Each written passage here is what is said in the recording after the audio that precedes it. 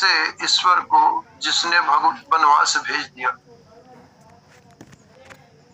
कैसे ईश्वर को भगवान प्रभु राम और सीता को वनवास भेजा। चिन्ह ही नीरखी मग सापन बीछी, हो ही विषम विस्तामस्ति। वो ये कैकेयी को अनभल कैसे लगे, तो कैकेयी नंदनी मंदमती कठिन कुटिल प्रणकीन, तही रघुनंदन जानकी ही सुख अवसर दुख दी। और उसने ये विटप कुठारी, कुमति कीन सब विश्व दुखारी। पूरे अयोध्या को, पूरे संसार को जिसने दुख दे दिया, ऐसे ही कैकेयी को वो कोसता है कौन? निषाद राज।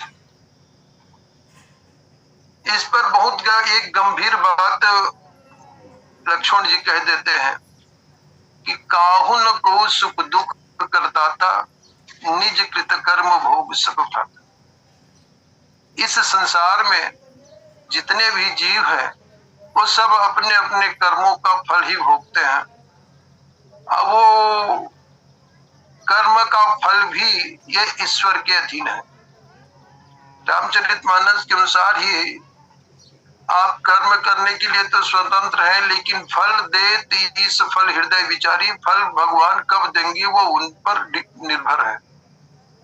इसलिए यह कहा नहीं जा सकता कि व्यक्ति के जीवन में ये प्राय देखने के लिए आता है कि व्यक्ति सदा ही सत्कर्म करते रहता है, लेकिन बार बार उसके जीवन में कष्ट आते रहता है, कष्ट आते रहते हैं, जीवन भर कष्ट पाता है। आप चाहे पांडवों की स्थिति देख लीजिए, कहीं भी अधर्म के मार्ग पर नहीं चले और जीवन में कहीं भी सुख नहीं पाए। तो प्राय ऐसा देखने में आता है, तो लोगों के मन में ये आता है कि हे भगवान, ये कौन से जन्म का कर्म है। तो काहू न को सुख दुख कर दाता, लक्ष्मण जी जब कहना शुरू करते हैं तो पहली पंक्ति यही बोलते हैं, बोले लखन मधुर मृदुवाणी, काहू न को सुख दुख कर दाता। इस संसार में कोई किसी को न सुख देने वाला है और न दुख देने वाला है, और जो होता है वो निज कृत कर्म भोग सब भ्राता, अपने किए हुए कर्म का फल भोगते हैं। इसका एक अभिप्राय तो यह भी हो सकता है कि भगवान ऐसा कौन से कर्म किए थे जिसका फल वो भोग रहे। तो ईश्वर के लिए ये सब कह पाना, ये सब सोचना भी मूर्खता है। ईश्वर अंश जीव अविनाशी, चेतन अमल सहज सुखराशि। ये जीव भी ईश्वर का अंश है, और जीव ईश्वर का अंश होते हुए भी, चैतन्य होते हुए भी, सुख राशि होते हुए भी माया के परिवेश में आकर के वो बंध जाता है। तो देखिए, जन्म कर्म जहाँ लगी जग जालू, संपत्ति विपत्ति कर्म अरु कालू, धरनी धाम धनुपुर परिवारू, सरग नरक जहाँ लगी व्यवहारू, देखिए सुनिए गुनिय मन माही, मोह मूल परमारथ नहीं। दो शब्दों में लक्ष्मण जी ज्यादा जोड़ देते हैं। ये संसार है वो मोह का मूल है और ये परमार्थ नहीं है। परमार्थ को अंत में बताते हैं लक्ष्मण जी कि सखा परम परमार्थ हेहु, मन क्रम वचन राम पद ने। लेकिन इसके पहले मोह मूल परमार्थ लाई। तो मेरे द्वारा एक ये चयनित प्रसंग के सपने हो ही भिखार इंद्र, रंक नाक पति होई, जागे लाभन हानि कछु, तिमि प्रपंच जिये जोड़। ये तो एक उदाहरण है। उदाहरण किसका है? तो को न कहो सुख दुख कर दाता, और जन्म कर्म जहाँ लगी जग जालू, ये सब बता रहे हैं लक्ष्मण जी। उसका एक उदाहरण है कि स्वप्न में यदि व्यक्ति भिखारी हो जाए, यदि राजा भिखारी हो जाए स्वप्न में, और रंक नाक पति हो, और देवराज इंद्र जैसा प्रतिभाशाली व्यक्तित्व, देवताओं का राजा यदि रंक हो जाए, यदि गरीब हो जाए स्वप्न में, तो जागे लाभ न हानि कछु। ये जागने के बाद, ये तो स्वप्न में होता है, और जागने के बाद न हानि है उसमें और न कुछ लाभ है। एक बार महाराज जनक ने जब स्वप्न देखा, अपने गुरुजी से बुला के पूछा कि गुरुदेव वो सत्य है कि ये सत्य है? गुरुदेव ने कहा ये दोनों असत्य है, दोनों में कोई सत्य नहीं है, ये छोटा सपना है और एक बड़ा सपना है। ये जो जीवन चल रहा है वो जीवन क्या है? जन्म और मृत्यु के बीच का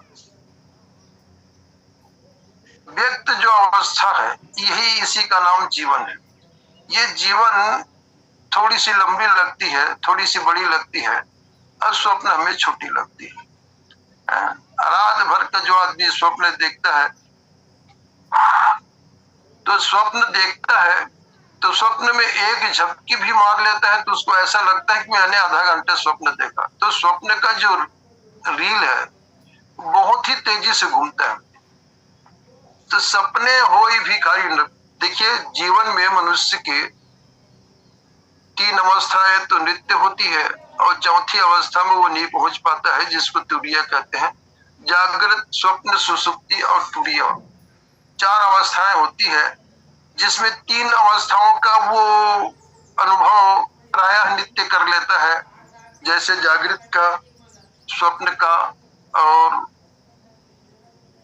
कुछ लोग सुषुप्ति के बारे में, कुछ विद्वान ये कहते हैं कि घोर निद्रा की अवस्था को ही सुषुप्ति कहते हैं, और उसी सुषुप्ति में उसका अहम प्रधान रहता है।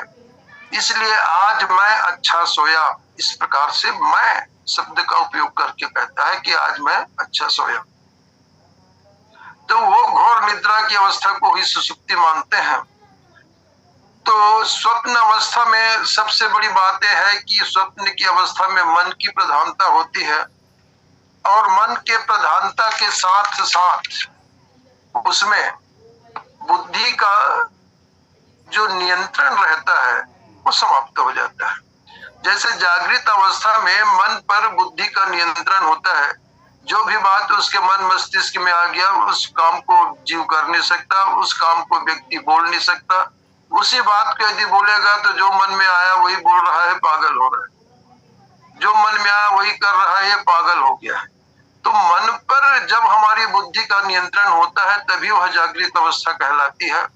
और बुद्धि का नियंत्रण जिसमें छूट जाता है, हम निद्रा की अवस्था में जब स्वप्न देखते हैं तो जागृत, स्वप्न और सुषुप्ति। स्वप्न की अवस्था में क्या होता है, इंद्रियों के उपरत होने पर जो जागृत के हमारे मन और बुद्धि में जो संस्कार भरे पड़े रहते हैं, उस संस्कार से उत्पन्न विषयों की जो अनुभूति है उसी का नाम स्वप्न है। और स्वप्न में जीव का मन प्रधान रहता है। मन प्रधान होने के कारण कभी कभी उस स्वप्न में तारतम्य नहीं रहता। आदमी रेलगाड़ी से यात्रा करता है, उतरने के समय में जीप हो जाता है, जाता है बॉम्बे, पहुंच जाता है कलकत्ता, उसमें कोई तारतम्य नहीं रहता। तो इसी प्रकार ये जो स्वप्न की अवस्था है, वो स्वप्न की अवस्था के बारे में संत शिरोमणि भी एक स्थान पर कहे हैं कि जब भगवान का विवाह हुआ तो जनु जीव उर चारी अवस्था विभुन सहित विराजे, सुंदरी सुंदर वरन सह सब एक मंडप राजे। तो ओम को भी लोग 4 अवस्था में बांटते हैं, आ, उ, मा और एक चंद्र बिंदु। तो आ जागृत का स्वरूप माना गया है, और उ स्वप्न का, मा अपने सुसुप्ति का, और इसमें जो चंद्र बिंदु लगा है वो तुरीय अवस्था का स्वरूप माना गया है। वैसे स्वप्न का जो विभु है वो तेजस है, और उसका स्वरूप श्रुति कीर्ति और लक्ष्मण जी को ही कहा गया है। जनु जीव उर चारी अवस्था विभुन सहित विराजे। यदि वो अवस्था के रूप में कहा जाए तो शत्रुघ्न जी, और उसका विभु कहा जाए तो स्वप्न का विभु तेजस है। जागृत का वैश्वानर, स्वप्न का तेजस, सुषुप्ति का प्राज्ञ और तुरीय का ब्रह्म है। तो इस प्रकार से स्वप्न की जो अवस्था होती है उसका स्वरूप लक्ष्मण जी और श्रुतकीर्ति को, शत्रुघ्न जी और श्रुतकीर्ति को बताया गया है। ये जागृत स्वप्न अवस्था का जो कर्म है ये क्या है, वो प्रारब्ध का भोग ही इसका कर्म है वास्तव में, और इसके पुरुषार्थ और क्रियाएं उद्यम है और अर्थोपार्जन ही इसकी क्रिया है। तो इस प्रकार से स्वप्न की अवस्था में जीव जो है वो उस पर बुद्धि का नियंत्रण समाप्त हो जाता है और वह स्वतंत्र रूप से विचरण करता है। तो सपने होई भिखारी नृप रंक नाकपति होई। लक्ष्मण जी का कहने का अभिप्राय यह था कि जिस समय जिस प्रकार से यह संसार में या स्वप्न की अवस्था में राजा भिखारी बन गया, और भिखारी यदि राजा बन गया तो जागने के बाद उसको प्रत्यक्ष में कुछ भी लाभ नहीं होने वाला है। तो जागे लाभ है हानि कछु तिमी प्रपंच जिये जो है। हे सखा, अपने जीव में इसको स्पष्ट रूप से जान लो कि वैसे ही यह प्रपंच, यह दृश्यमान जगत है, ये संसार की जो संरचना है वो ऐसी ही है और ऐसा ही ये संसार है। वो रात में जो स्वप्न देखते हैं वो छोटा है, और जो जीवित मनुष्य का ये जो दैनिक क्रियाकलाप जो है ये बड़ा स्वप्न है उनका। तो ये है क्या, तिमी प्रपंच जिये, जो ये प्रपंच भी एक स्वप्न समान है। स्वप्न समान जगत की रचना क्या भूला अभिमानी रे। तो ये स्वप्न को संत शिरोमणि गोस्वामी तुलसीदास जी विनय पत्रिका में एक पद के माध्यम से उन्होंने कहा है। वैसे केशव कहीं न जाए का कहिए, देखत तव रचना विचित्र अति समुझ मन ही मन रहिए। रवि कर नीर बसे अति दारुण मकर रूप तेहि माही। बदनहीन सो ग्रसे चराचर पान करन जे जाही। अब को कह सत्य झूठ कह को जुगल प्रबल को माने। तुलसीदास परिहरई तीन भ्रम सो आपन पहचान। इस संसार के विषय में किसी ने सत्य कहा संसार को, किसी ने असत्य कहा इस संसार को। कुछ विद्वानों ने सत्य असत्य भी कहा, सत्य भी है और असत्य भी है ऐसा भी कहा। तुलसीदास जी अपने विचार से ये तीनों चीज को तो भ्रम के रूप में ही स्वीकार करते हैं। तुलसीदास परिहरई त्रीन भ्रम सो आपन पहचाने। यदि आपको अपने आप को पहचानना है, अपने आप को जानना है कि मैं कौन हूँ, क्या है, जीव कौन है, ये अनादिकाल से ये जो प्रश्न है कि ब्रह्म क्या है, जीव क्या है और ये जगत क्या है, ये तीनों के बारे में जो अनादिकाल से जो प्रश्न चला आ रहा है, तो ये जो प्रश्न है ये इसका समाधान असंभव है। जीव क्या है, तो वैसे वेदांत में इसकी एक बात आती है, जीव जो है ईश्वर है, ईश्वर का ही अंश है। ईश्वर अंश जीव अविनाशी। लेकिन अंश होते हुए भी, अंश माने ये ईश्वर के टुकड़े के रूप में अंश नहीं है। अंश किस रूप में है? संत शिरोमणि प्रातः ईश्वरणी गोस्वामी तुलसीदास जी कहते हैं कि जिम रवि एक कोटि घट माही। जिस प्रकार से 1 करोड़ आप घड़े रख दो और एक भगवान भुवन भास्कर सूर्य उदय होंगे और करोड़ों घड़े में सूर्य का प्रतिबिंब परिलक्षित होगा। तो जीव जो है ईश्वर का अंश इसी अर्थ में है कि जैसे सूर्य का प्रतिबिंब उस घड़े में या दर्पण में प्रतिबिंबित होता है, और उस घड़े के फूटने से या घड़े के नहीं रहने से सूर्य के प्रकाश में किसी भी प्रकार से न्यूनता नहीं आती और न अधिकता नहीं होती है ना। तो सूर्य के प्रकाश में किसी भी प्रकार से न्यूनता नहीं आ सकती। तो ठीक उसी प्रकार से ये जीव है वो ईश्वर के एक प्रतिबिंब मात्र रूप में है। जीव प्रतिबिंब मात्र रूप में चमकता है और वो इसके रहने से या नहीं रहने से किसी भी प्रकार से सूर्य के प्रकाश में कोई कमी नहीं आ सकती है। तो क्या है? तो जीव है क्या? तो अंशो नाना व्यपदेशात, जीव जो है ये अंश ही है ईश्वर का। और पुराणों ने इसको नाना रूप में, वेदों ने इसको नाना रूप में भले इसको व्याख्या की, लेकिन अंततः व्याख्या यही आती है कि ईश्वर जो है, ईश्वर अंश जीव अविनाशी, न ईश्वर को परिभाषित कर पाए, न जीव को और न जगत। जगत, ईश्वर और जीव ये सबको परिभाषित भी कर लिए तो ये इन लोग का ये जो एक धारणा बनती है, एक धारणा बनती है कि तीन प्रकार से प्रमाण लिए जाते हैं, या तो प्रत्यक्ष प्रमाण होता है, या अनुमान प्रमाण होता है, या वेद शास्त्र ही जिनका प्रमाण होता है, श्रुति पुराण प्रमाण होता है। तो श्रुति से जाना जा सकता है ईश्वर को, अंश जीव को उसी से जाना जा सकता है, और इस संसार को उसी से जाना जा सकता है। लेकिन ईश्वर के बारे में तो संत शिरोमणि ये कहते हैं कि गो गोचर जहां लगी मन जाई, सो सब माया जाने हुआ। जहां तक हमारी मन बुद्धि और इंद्रियों का पहुंच है, वहां तक तो सब सीधा माया है। वो सब माया, सो सब माया जाने हुए भाई, ये सब माया है। वो ब्रह्म के एक पाद में ही ये अनंत कोटि ब्रह्मांड जो है, अनंत कोटि ब्रह्मांड, ये भगवान के एक पाद में ही, एक पाद विभूति में ही समाये हुए हैं। और उससे परे ईश्वर त्रिपाद विभूति में, जहां उनका साकेत लोक है। तो ऐसा ईश्वर जो है अनेक विरोधाभासी जो तत्व है, विरोधाभासी जो गुण है, उनको सबको अपने आप में धारण किए हुए, मतलब ईश्वर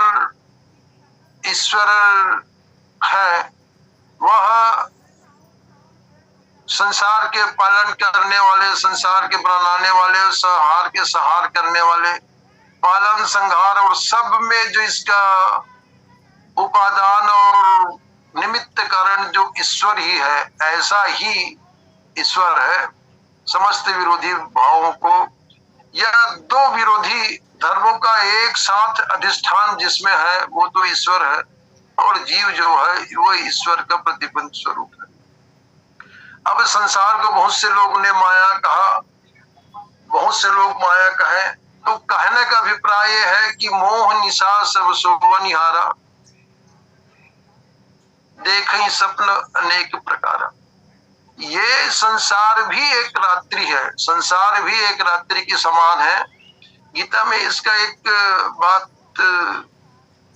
अध्याय 2 में आई है कि या निशा सर्वभूतानां तस्याम जागृति संयमी, यस्याम जागृति भूतानि सा निशा पश्यतो मुनि।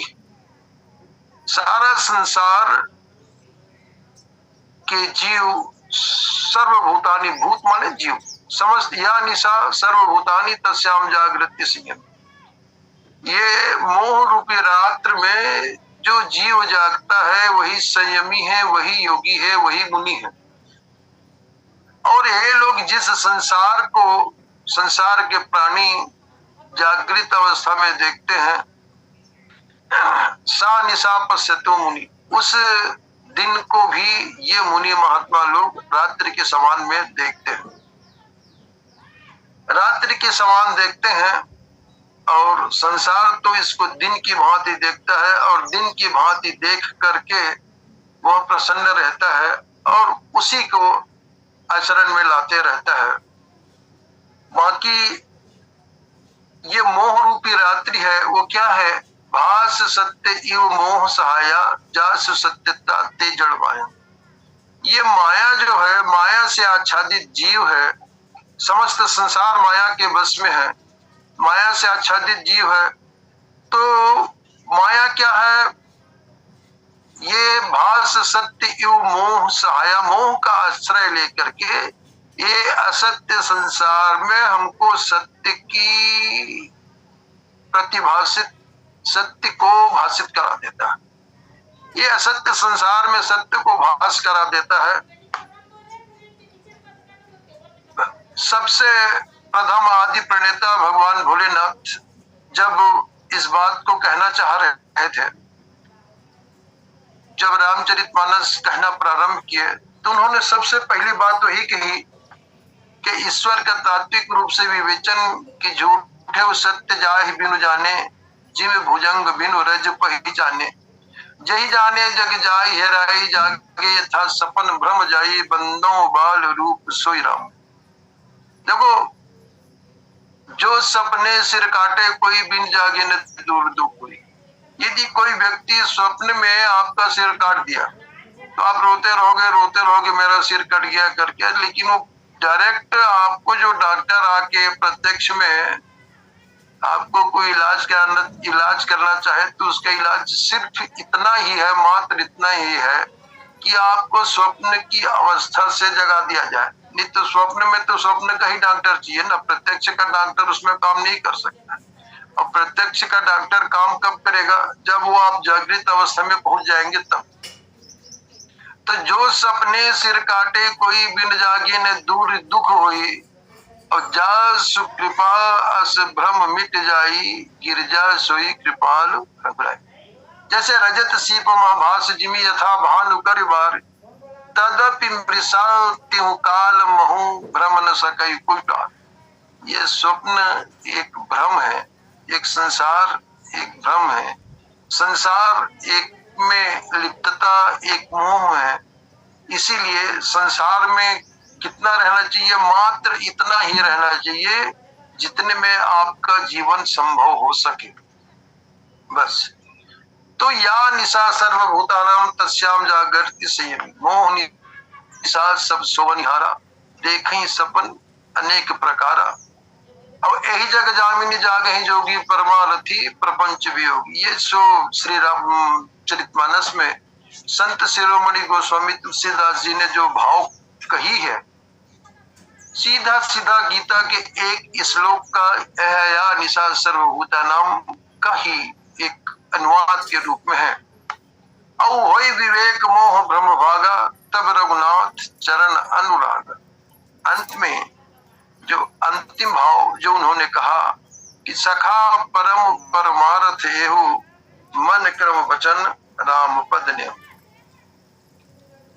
निषाद राज को लक्ष्मण जी समझाने हैं, तो समझाने के समय में, उत्तर देने के समय में ये कहते हैं कि सखा परम परमारथ है। सारा संसार स्वार्थ के वशीभूत है, और यदि कोई इस संसार में परमार्थ है तो सखा परम परमार्थ, परम परमार्थ ईश्वर है। और उसको बिना विवेक के, मोह के भ्रम के नाश हुए बिना आप नहीं जान सकते हैं। क्योंकि मोह ये भ्रम क्या है कि गीता में एक श्लोक अध्याय 3 में कि धूमे नावृते वहनी यथा दर्शो मलेन च, यथोल्बेनावृतो धर्मः, यथो वेलान्वितो गर्भः तथा तेने दमामृतम्। ये जिस प्रकार से धूमे नावृते वहनी, जिस प्रकार से आग है वो धुएं से ढका हुआ रहता है ना, यथा दर्शो मलेन च, और वो मलिन दिखता है। जो जीव जो है वो ओर से ढका हुआ रहता है, जेर से ढका हुआ रहता है। गर्भस्थ देने दमामृतम, उसी प्रकार से यह जो संसार है यह माया रूपी धुएं से, मोह रूपी धुएं से, अंधकार से ये पूरा ढका हुआ रहता है। और इसकी जानकारी के लिए, इसको जानने के लिए मात्र एक ही उपाय है, वो सखा परम परमारथ है। जिसके मन में जो व्यक्ति कुछ नहीं जानता वो सिर्फ भगवान के नाम का स्मरण करेगा, और जो भगवान की सेवा करना चाहता है, श्रवण कीर्तन में मन लगता है तो भगवान का भक्ति करेगा। और जो और ऊपर के साधक है वो ध्यान लगा के ईश्वर तक पहुंचना चाहेगा, ज्ञान के मार्ग से ईश्वर तक पहुंचेगा। लेकिन वास्तव में सखा परम परमार्थ है, परम परमार्थ यही है। इसलिए अस विचार नहीं कीजिए रोष। आपके मन में जो रोष उत्पन्न हुआ है, रोष उत्पन्न हुआ है कि कैकेयी ने ऐसा किया, तो आप एक माध्यम मान रहे हो कैकेयी को, तो ये गलत है कि कोऊ न काहू, काहू न कोऊ सुख दुख कर दाता, और निज कृत कर्म भोग सब भाता, अस विचार नहीं कीजिए रोसो, ऐसा विचार करके किसी के ऊपर रोष ना कीजिए और न किसी के ऊपर द्वेष कीजिए, न किसी पर आपके मन में राग होना चाहिए। काहू बाद न देइए दोष, किसी को व्यर्थ में दोष देने का कोई मतलब नहीं है। देखिए रामचरितमानस में मोह को ही सबसे बड़ी बात कही गई है, मोह निशा तब सोवनिहारा। यह सारा संसार एक मोह रूपी रात्रि है, इसी रात्रि में इसी निशा में सब लोग सोए हुए, और जागे जाने ही तब ही जीव जब जागा, जब सुख संपत्ति जब सब विषय विलास विरागा। और जीव का जागना और जीव का सोना, देखिए दो बात कही गई है, एक स्थूल शरीर में व्यक्ति जागता है और स्थूल शरीर से व्यक्ति सोता है, लेकिन वास्तव में मैं कौन हूँ? मैं एक जीव का प्रतिनिधित्व कर रहा हूँ, मैं ईश्वर का अंश हूँ, चेतन हूँ। और जीव का जागना और जीव का सोना क्या है? देखो स्थूल शरीर का जागना सोना अलग बात है, लेकिन जीव का जागना क्या है? जानिए तब ही जीव जब जागा, जब सब विषय विलास विरागा। आपको समस्त विषयों से वैराग्य हो गया है, आप मोह को दूर कर चुके हैं, तब तो ये समझ लीजिए कि आप जागे हुए हैं। नहीं तो मोह निशा सब सोवनिहारा। रामचरितमानस में मोह को बहुत ही प्रबल शत्रु के रूप में निरूपित किया गया है, जबकि गीता में मोह बीच में आता है। संगात संजायते कामा, कामात क्रोधो विजायते, क्रोधात भवति सम्मोह, सम्मोहात स्मृति विभ्रमति, स्मृति भंसात बुद्धिनाशो, बुद्धिनाशात प्रणश्यति। गीता में वहां से प्रारंभ से शुरू किया गया है, ध्यायतो विषयान पुंसः। पुरुष जिसका ध्यान करता है उसकी संगति उपज जाती है, संग से काम उत्पन्न होता है, काम से क्रोध उत्पन्न होता है, क्रोधात भवति सम्मोह, क्रोध से मोह उत्पन्न होता है। मोह चौथे पांचवें पंक्ति में आती है। तो मोह सकल व्याधि न कर मूला, सब समस्त बीमारी की जड़ ये मोह है। तो वैसे तो जीव जो है वो ईश्वर का अंश है, इसलिए वो हमेशा आनंद को चाहता है, वो चैतन्य स्वरूप है। समस्त प्राणियों में जीव की जो चैतन्यता है वो सर्वाधिक है, इसलिए जीव आज इतने विकास के सर्वोच्च शिखर पर पहुंचा हुआ है। तो सखा परम परमारथ है, हे सखा इन सब बातों को छोड़ करके इस संसार में रहना है तो पानी में कीचड़ में कमल की भांति रहना है। परम परमार्थ ये है कि मन से कर्म से और वचन से भगवान श्री रामचंद्र के चरणारविंद में आप प्रीति करो, है ना। राम ब्रह्म परमार्थ रूपा, अविगत अलग अनादि अनूपा। ईश्वर ही ब्रह्म के स्वरूप में है, अगत है, अनादि है। और आइए त्रुटियों पर क्षमा चाहते हुए दो बार राम नाम संकीर्तन कर लें कुछ समय, उसके बाद वाणी को विराम देंगे। बोलिए भक्तवत्सल भगवान की जय।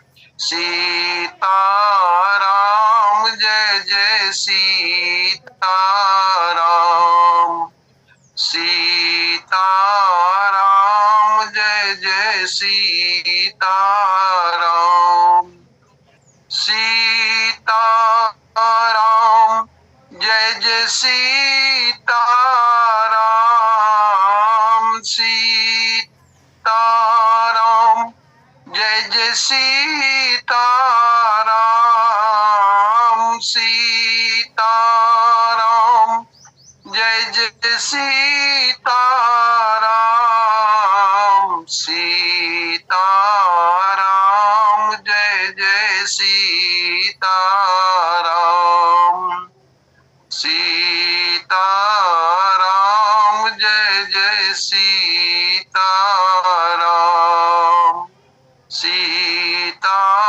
राम जय जय सीता राम। बोलिए भक्त वत्सल भगवान की जय। त्रुटियों पर क्षमा चाहते हुए पटेल जी से निवेदन कि अपन संचालित करें। धन्यवाद। बोले सियावर रामचंद्र भगवान की जय। बहुत बहुत धन्यवाद आदरणीय सोनी जी। अपने कोई भी खाली ग्रंथ नागपति कोई क्रमांक बेन पे अयोध्याकांड में प्रसन्न आपके द्वारा सभी बातें तो आपने अपने व्याख्यान में कहा नहीं। सपना प्रतिभाषित सत्य है, उस काल में वह सत्य ही प्रतीत होता है। किसी को यह प्रतीत नहीं होती कि मैं स्वप्न देख रहा हूँ, जो देख रहा हूँ वह मिथ्या है। तभी उस समय उसको सत्य मानते हैं।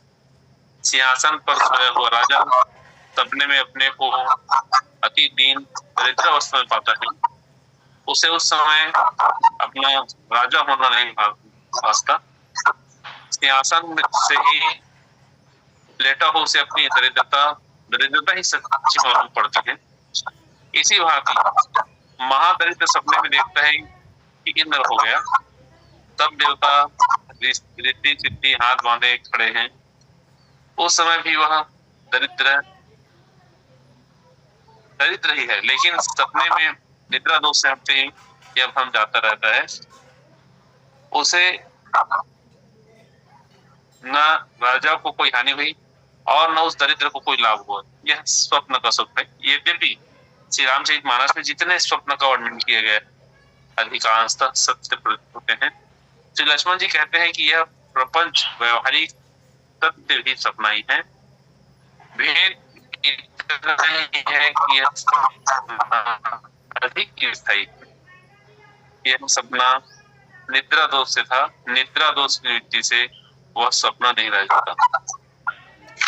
जगत को भी स्वप्न नहीं समझना चाहिए, जैसा कि भगवान शंकर कहते हैं, उमा कहो मैं अनुभव अपना, सत हरि भजन जगत सब सपना। विचार तो करो सपने में शत्रु मित्र सपने का लाभ नहीं, जो अपने स्वरूप के अतिरिक्त कुछ भी नहीं है। सपने में तो कोई दूसरा रहता ही नहीं। आपके अपना शत्रु बन जाता है और आपके अपना मित्र बन जाता है। फिर दोस्त किसे दे? सपने में जिसे शत्रु रूप में देखा था और उस हानि को समझता है, जानता है कि वह प्रपंच था। आपको 47 श्रोताजन अभी सुन रहे हैं। शक्ति के प्रति आभार, शक्ति प्रति धन्यवाद, साधुवाद। समय समाप्ति की ओर है। आप सभी से निवेदन है, त्रिलिंग में पूज्य सर्व महाराज जी हमारे बीच में जुड़े हुए हैं। त्रिलिंग से कथा सुनाएंगे। अपनी एक विशिष्ट शैली है महाराज जी की, तो सभी से निवेदन करिएगा।